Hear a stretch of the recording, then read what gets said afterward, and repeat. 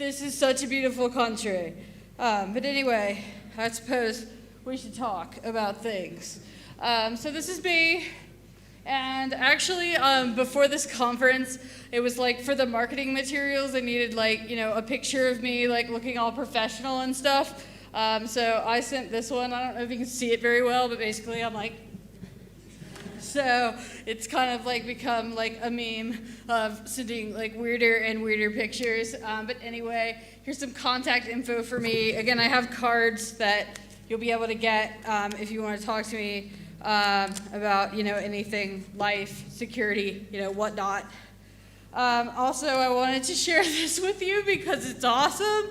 So I went to the Chitwan National Park this week, and this is a rhinoceros that's or I guess you guys call it a gaida, and it's just walking down the road, and then it walks up to this street vendor, and it's give me a beer and chips, bitch.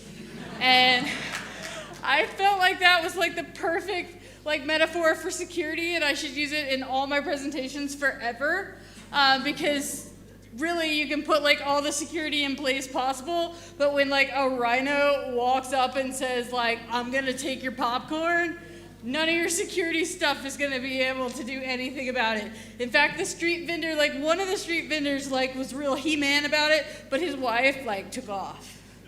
So, the wife was the security person, and probably the smarter one, let's be honest. We're talking about a rhinoceros here. Okay. So anyway, I typically talk about mobile security, and I used to be, well, I still am to an extent, 0-day, rah, hacker, but I've also, I guess, kind of grown up in a way and realized that while 0-day is really cool and all, in terms of actually helping customers, everybody from small businesses to individuals to large enterprises to governments, actually secure their stuff in a reasonable way.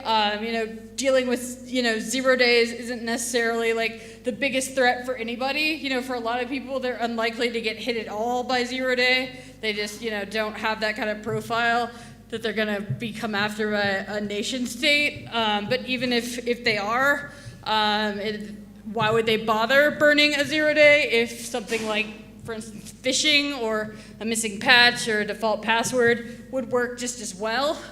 So I guess what I'm actually saying is what I'm going to talk about is actually not that sexy, but it's incredibly effective. So this is kind of what most of my customers think their networks are like.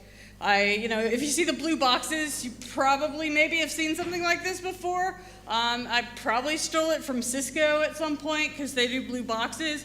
But the main point being that, obviously it's a slide, so it's flat, right? But the idea being that, one, that everything's flat, and we control everything as IT and security. Everything on our network, we built it, we control it in terms of what updates it has, what its security profile is, what we allow users to do on it, and where the traffic is going, in and out of our network. We control all that, and that's awesome.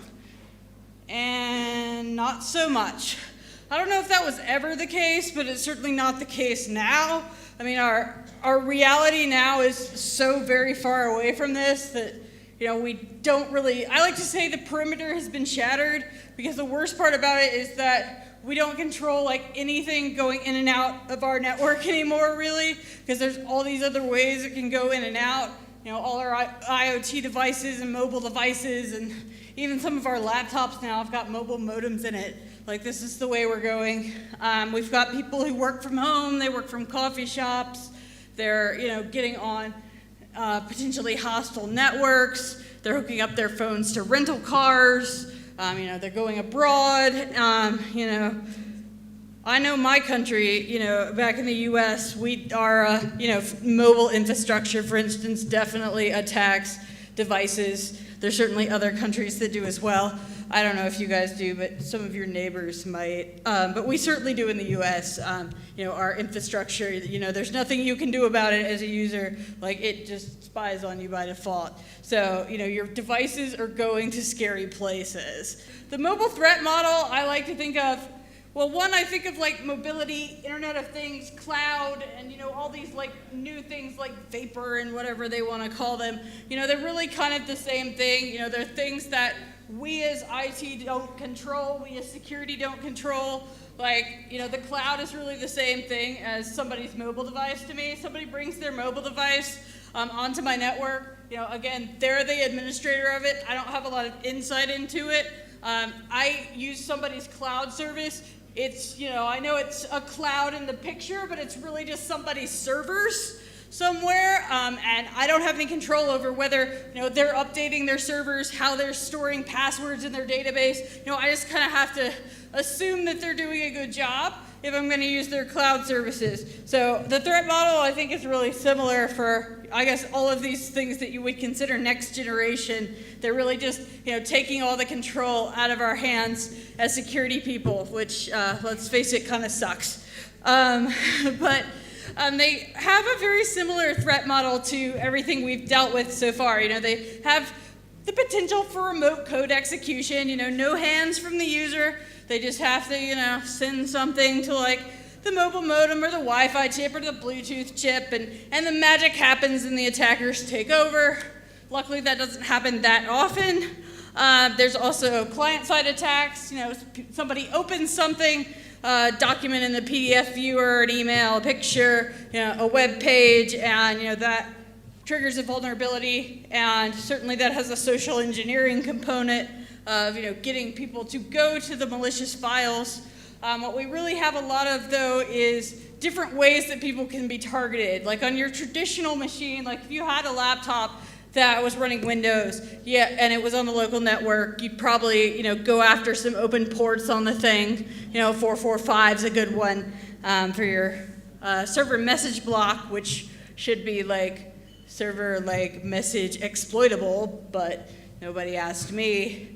But then, on these mobile and IoT devices, we have I mentioned a couple, like Bluetooth and whatnot. I think there's actually a slide on input output, but the point being there's tons of ways these things talk, and we've been kind of pretty good at sort of doing a good job of things like intrusion detection and egress filtering and next-gen firewall and data loss prevention through just regular wired and wireless connection going in and out of our network at the perimeter. But when you start bringing in things like mobile modems and Bluetooth and near-field communication and, again, there's a slide with a list. None of those go through that perimeter, and all of that stuff that we put at the perimeter that we spend all that money on, all gone. Didn't stop it at all. So, it's, again, kind of made us go back to the basics. What I actually find kind of funny about a lot of this stuff, and again, you have to think of mobility as cloud, mobility, IoT. Everything that we're doing now is that, we actually built them with security in mind, which, that's what our last two speakers told us we were supposed to do, right? Build our products with security in mind. But it kind of bit us in the foot in this particular case, because the assumption was that, everything we built before that, it was when we built the personal computer, the idea, security was very much an afterthought. So all the security stuff we kind of built on top of it. Same thing with TCP/IP. It was oh, now we need firewalls and things. But when we actually started building these next-gen devices, we thought, oh, well, we should build them with security in mind. So this caused a bit of a problem. I like to use the example of antivirus, right? So antivirus gets a really bad rap. Everybody hates antivirus. But antivirus does a really good job at one particular thing, and that is protecting people like my mother. She has a PhD in computer science. This is not a my mom can't use computers story at all. She's actually quite good at it, but she loves her some online games. Never did she meet an online game download she didn't just love. And a lot of those, let's be honest, come with a little extra features. And a lot of them, they're not APT by any means. So, her antivirus, name any one of them that people use, it pops those and says this is bad and helps her clean it up. And we put it on there, and all it can do, because it can't see the other applications, is scan itself to see whether it's a virus. And certainly there is the possibility of malicious applications in the mobile world, but all the work that we'd done in antivirus was now functionally useless just because, the mobile device was just a little bit too secure for that to work. And so, I mentioned there's, mobile input, output. We've got cellular, Wi-Fi, Bluetooth, the SIM card, those run Java. The power cord, certainly, malicious power cords were a really big thing at DEF CON this year, though they have been for years, so I guess the media disliked it this year. Near field communication, the main point being that we have all these other ways these things communicate, and that just makes it that much scarier, because again, all the security that we built is now not going to work, because if it's sitting like at the perimeter TCP/IP of your network, and the attack is going in and out via the mobile modem, you're not going to have any of that egress or data loss prevention or whatnot. And of course it gets even scarier because when you bring in a device, you don't just have the device, you have all of the services that come along with it. So you've also got like the back end for your carrier as well as the device itself. So anytime it's pushing updates to the device, it has an app store, any of that stuff in the background. Those are all, again, just cloud servers somewhere. And if somebody on the end of like the service provider forgot to update or used a crappy password or put their keys up on GitHub or something by mistake, an attacker can just get in there, and again, there's nothing we as the user can do. We haven't done anything wrong if the actual server that our device is supposed to respond to for updates has been compromised. So they're actually sending legitimate updates from the right place that are signed by the right people. It just so happens somebody else got in there. So that makes it even scarier, because it's like we don't just have to deal with one device and one user. We have to deal with all the back-end stuff that comes with it that, again, we don't control. Which brings us to social engineering. I mentioned that, this profile stuff that I'm about to talk about is really not that sexy. And it's not that sexy for the very simple reason that the user has to click yes. And, real hackers, it's got to be like remote code execution. Social engineering is so not cool. But, in the real world, let's be honest. We take like some of the coolest attacks there are, like, for instance, like the Trident attack, which was not 1, not 2, but 3 0 days against iOS. And it all started with a text message. In order for them to get, like, the first hit against the browser, so basically they hit the browser, they moved out of the browser, like to user space, they moved to user space, to root on the iOS device. So it took 3 different iOS exploits, which is, millions of dollars worth of exploits. But in order to start this chain, they had to get somebody to click on a link in a text message. So in the real world, even when we're being like really sophisticated, there's usually some sort of social engineering component. And let's be honest, we haven't really fixed the let's not click on links in emails thing yet. That works a lot of the time. So bringing in these mobile devices where they have all these different ways they can communicate, that just makes it that much worse. I mentioned text messaging. We certainly have things like QR codes. A lot of people just scan them and, they go where they go. Things like WhatsApp, where they say they're secure. I think that gives people like this false sense of security that if like they get a link in WhatsApp, well, it's secure, it's not that big a deal.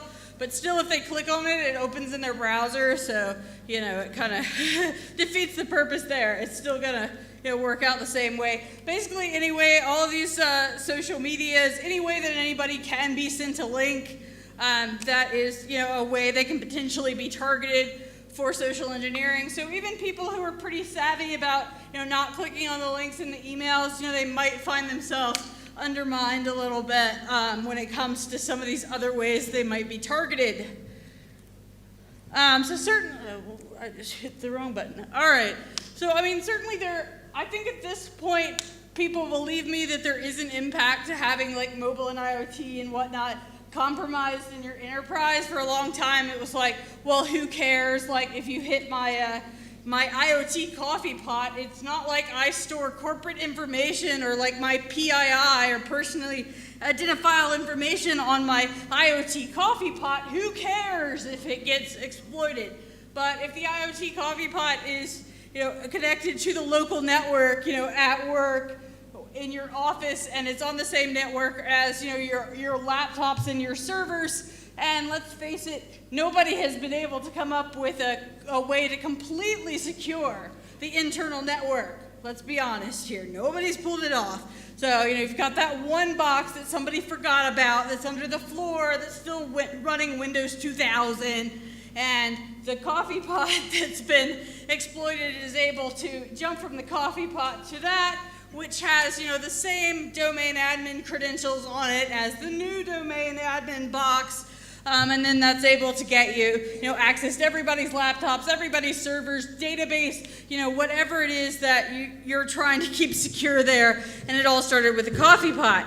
So, certainly there are problems to anything that is compromisable hanging around.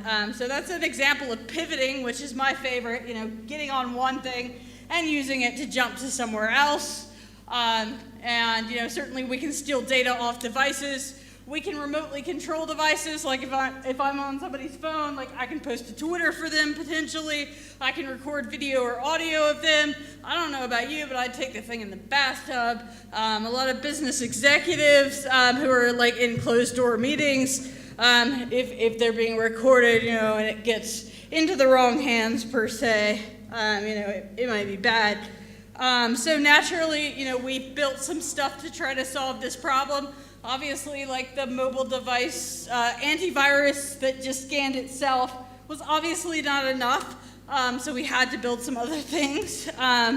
First we built basically mobile device management. It took the place of the BlackBerry Bez or BlackBerry Enterprise Server.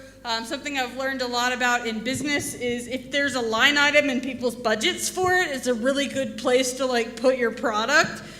So when people were moving from iPhones or moving from BlackBerries to iPhones and Androids, they had a line item for a BlackBerry Enterprise Server, but they had no BlackBerries anymore. So naturally, people made a lot of money by making mobile device management. But mobile device management was really just there to do provisioning. So basically, everybody didn't have to come into the IT department and have their email and their VPN and everything set up for them one by one. They could just basically download a profile and it would magically make it work. But it really wasn't doing much for security. So naturally there was a fit for that because people wanted security for mobility. So they basically added on some more stuff and called it Enterprise Mobility Management. This is probably what your enterprise has now. Some subset of an enterprise mobility management suite. Everybody and their mom has one that they're selling you. Even BlackBerry, oddly enough, bought one. So BlackBerry has come back as an enterprise mobility management vendor, which I think is hilarious because, they were BlackBerry for a while. But this is probably what you have.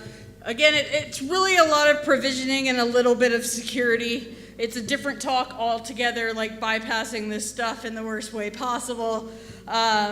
Really, you have to take into account that any preventative technology, the bad guys are going to either buy it or pirate it and find ways around it before they send their attacks. This is true of things in the traditional computing world. Certainly, any of your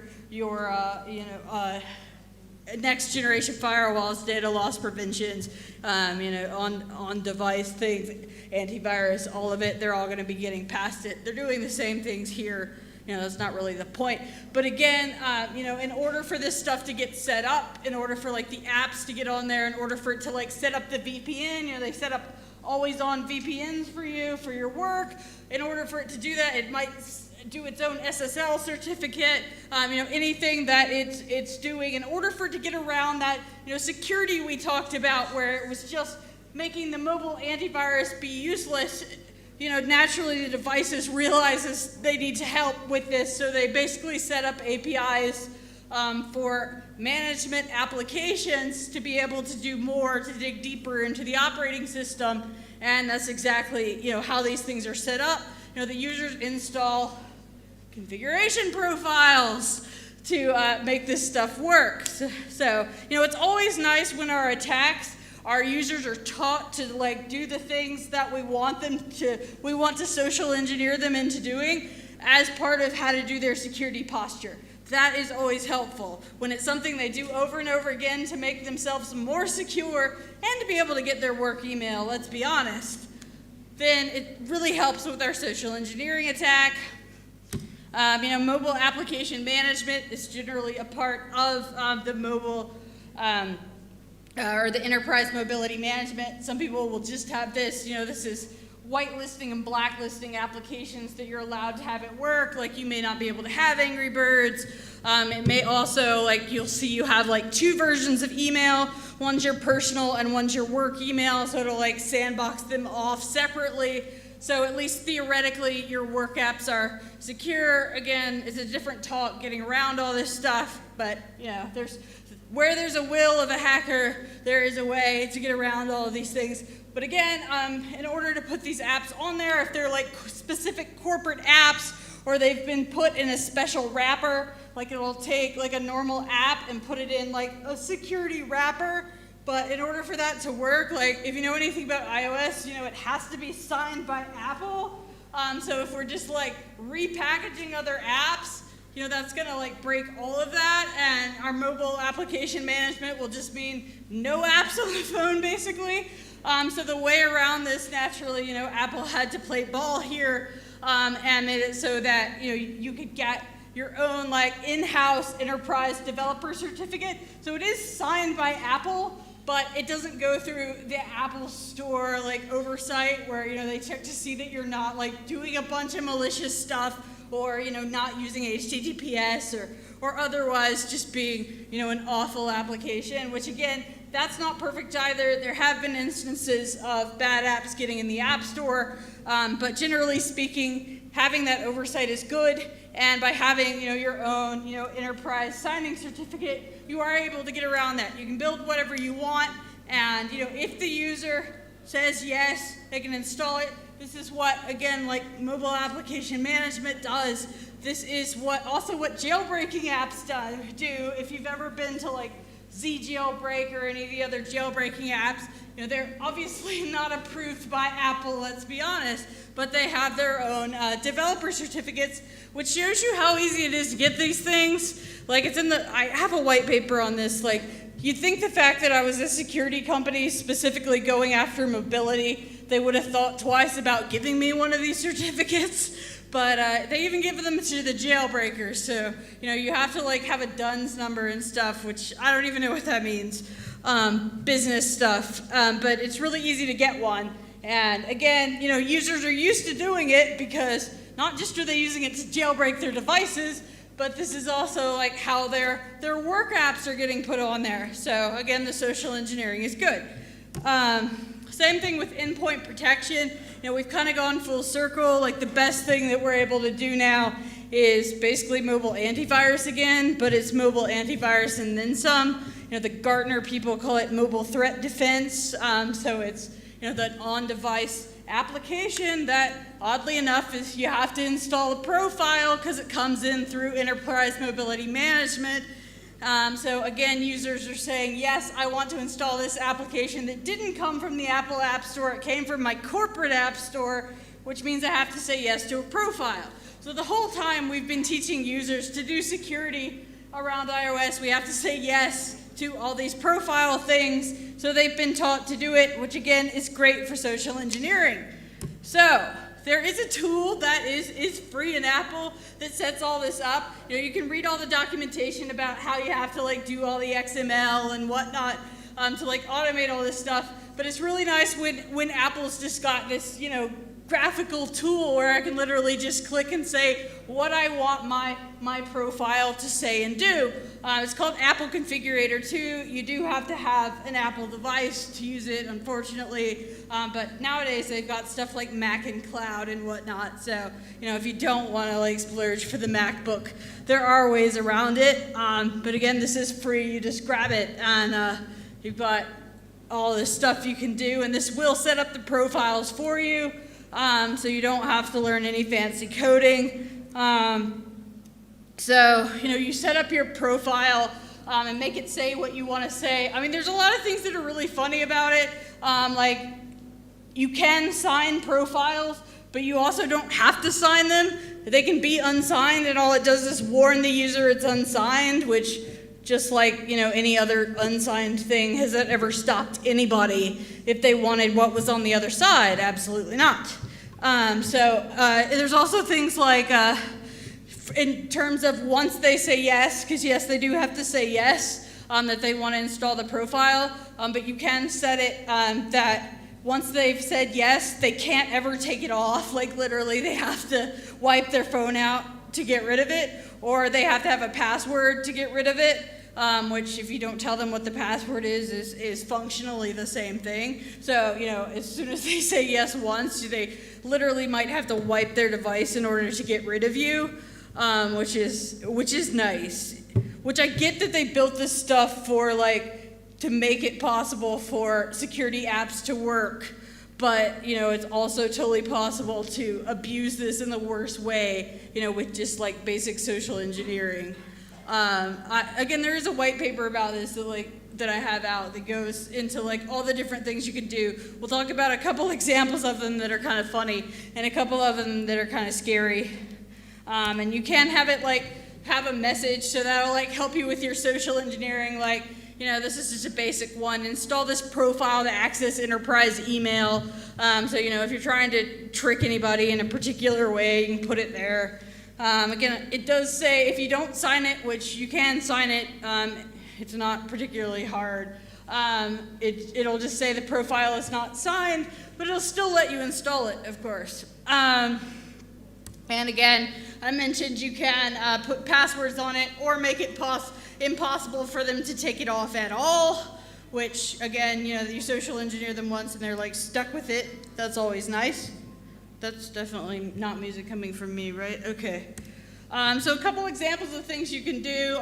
You can install a certificate. I mean, this is just the one from Burp Suite, so it's not that scary. But you see anything with malicious root CAs and things like that, having an additional certificate being trusted by an iOS device, that may potentially allow people to get access to all of your traffic if they're able to man in the middle you. So certainly tricking someone into installing your malicious certificate authority is kind of nice. It even says on there this certificate is not trusted, but that's because it's port swigger. You can get around that. And it warns you and it says this will add it to a trusted certificate. Let's be honest, if we're not security people, we don't even know what that means. And again, we're used to saying yes anyway because we do this for work. And this is probably, the best social engineering attack for this is making it look like it's an update of your work one.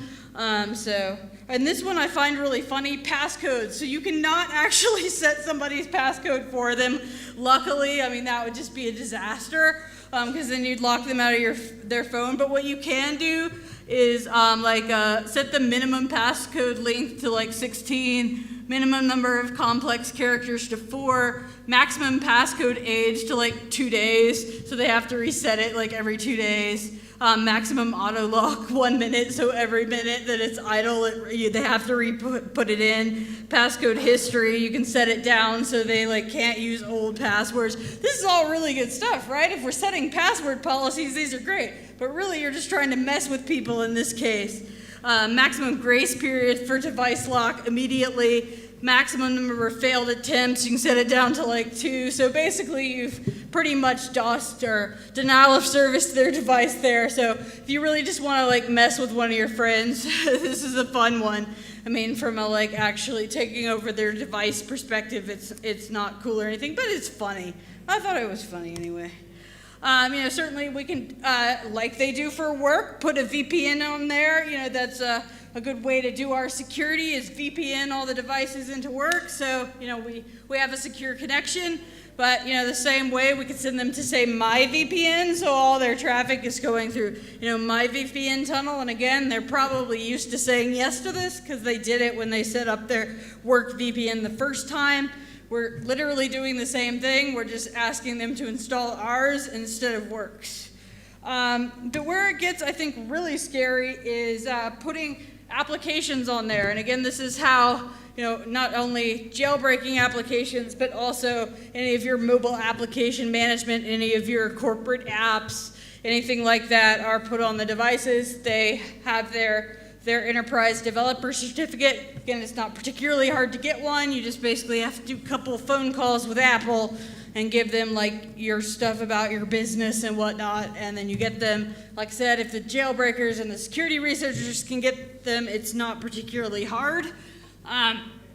So it's the same thing here. If you want to install an application that did not go through the Apple App Store, you have to put a developer certificate on it. But again, the user is just prompted to say yes. They've probably, again, done it before for their mobile application management. So if you social engineer them into thinking it's part of that, then they're probably likely to say yes.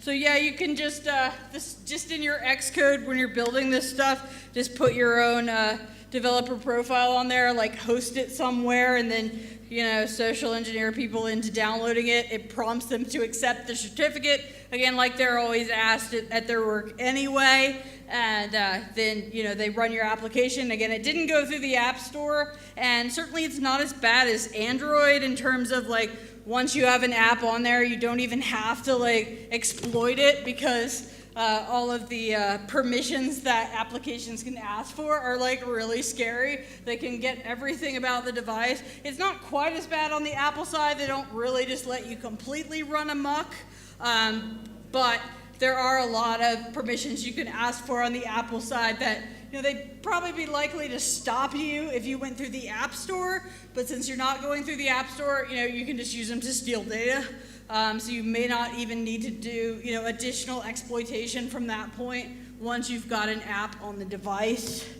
So yeah, these are just pictures about how to do it. Again, there's a white paper if you want to do it. I mean, basically it's just, you sign it with your development certificate instead of sending it through the App Store, and it sends it with it. Of course, there are ways to automate this, this is a free tool I made that will automate all of it. There is a pro version, but in order to do any security research type stuff, you don't need the pro version. You just need the free version. So you can do all this in the free version.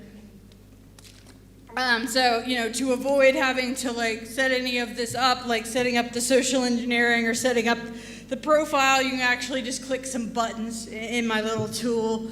But the main point being why I put this in here is, so once you've got an application on their device, again, we sent it in with the profiles, so we avoided the App Store, we social engineered them into installing our app, the same way they would anything through their mobile application management, and now we can just, use the built-in APIs in the application to steal stuff off the device, we can get a list of the applications, we can download and upload files, mess with Bluetooth, get their text messages, get their call records, contacts, location, things like that. So again, while it's not as bad as Android, you can certainly do a lot of stuff just with the built-in APIs. But if you do want to go a little bit further, certainly as new versions of iOS come out, very quickly they become jailbroken because people want to jailbreak their devices, and a lot of times the code even becomes public for the jailbreaks. Google Project Zero's generally pretty good about putting proof of concept code out there. So certainly, the bad guys are using it, but the good guys are using it as well for things like penetration testing to see, whether your devices are vulnerable. So you can, once you have an application on the device, do local privilege escalations, exactly like how the jailbreaking apps work. Instead of installing Cydia, if I was a bad guy, I would, steal all your data. If I was a penetration tester, I would just pretend I was stealing all your data to help you fix your problems. But certainly a lot of the jailbreak detections actually, which again, this is kind of another talk, will actually just check for the Cydia App Store, which is what a jailbreak typically gives you. But if it's an actual attacker who's getting root access to your device to like steal your iOS keychain, for example, like there's the iOS keychain, stole it all, got root privileges. They don't need a third-party app store. They just want to get root access and like steal what they want to steal. So like you can't get the iOS keychain except like the entries that belong to your particular app by default. But if you're root, you can, with some finagling, do pretty much anything. So like this is just an example of, if I get root privileges through basically repurposing jailbreak code, then I'm able to do even more scary stuff. So if there's not an API through like the Apple APIs to like steal the keychain, for instance, because that would be bad, once you got root access to it, I mean, it's really just a Linux system under there. So certainly you can do things there. So, the point being that certainly enterprise profiles are not going to go away.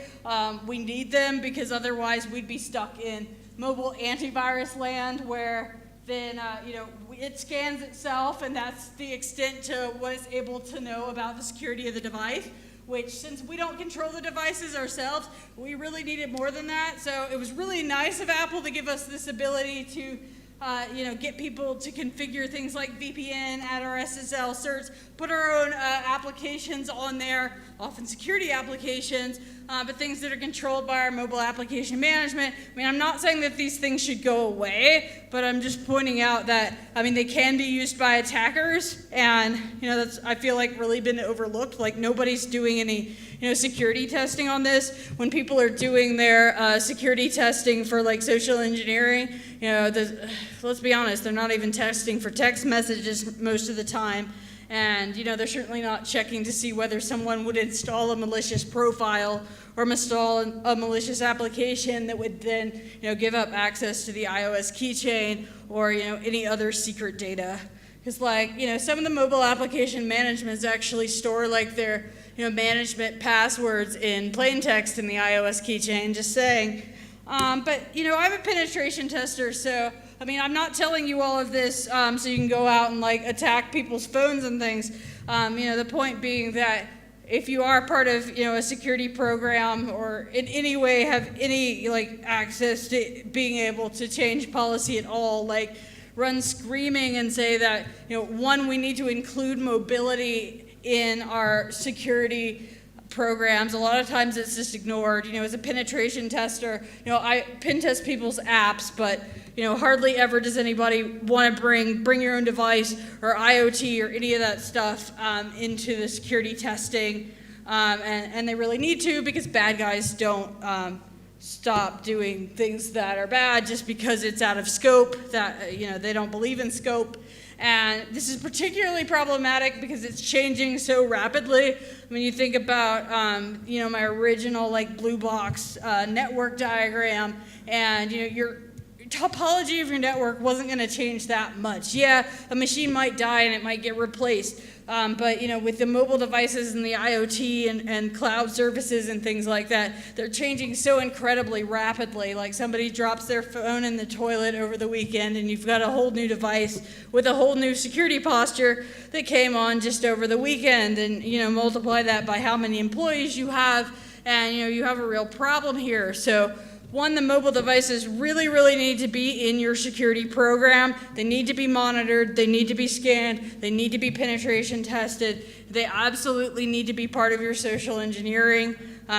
You need to be doing more than just don't click on links in emails. You need to be sending text messages, putting up rogue QR codes, any of these, sending things over WhatsApp or Facebook Messenger, and you need to be, sending more than, oh, that link got clicked. You need to be simulating things like this, because it can be really scary. You have something like this, in your enterprise, and there's nothing checking for it.